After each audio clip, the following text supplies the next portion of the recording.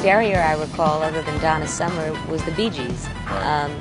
And the Bee Gees, for me, had a fabulous sound, and do have an incredible sound, that just was real wonderful to listen to, but they weren't telling us anything or taking us anywhere. And now the very end of the 70s brings us to this whole new wave. They probably are stronger today than they were with the Beatles, because they just seemed to pale next to the Beatles in the 60s. You know, say some people have done it, like the Bee Gees. They were around for years, and then they came back, and they sounded so different and so completely new.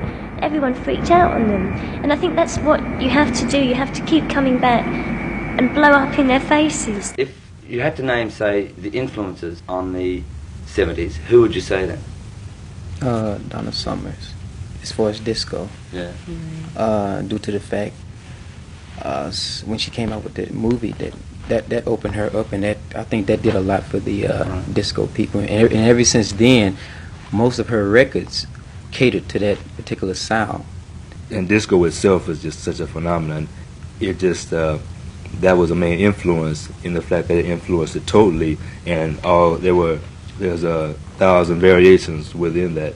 A lot of good disco music, really. Yeah. Just, you know. Well, I noticed you rapping last night, and you looked really involved with talking to Giorgio. Well, Giorgio, yeah, he's one of my idols. I mean, he makes some fantastic music. You know, I think that stuff is completely experimental and avant-garde. And I think every Donna Summer hit has been really unusual. Right. You know, from the early ones, the "Love to Love You, Baby," to you know, to "I Feel Love," all that stuff. I was amazed that "I Feel Love" could even become as big a hit as it did, being so strange. Yeah, he also said that he developed the sounds and that sort of style of I Feel Love about 7 years before it was released, and he actually did release it in a different format, and it was not considered commercial. He couldn't get any commercial response on it, and that's a similar thing that I think a lot of musicians and writers face, and us in particular. I mean, you were just asking me that, why it happened in Europe or England before it happened here.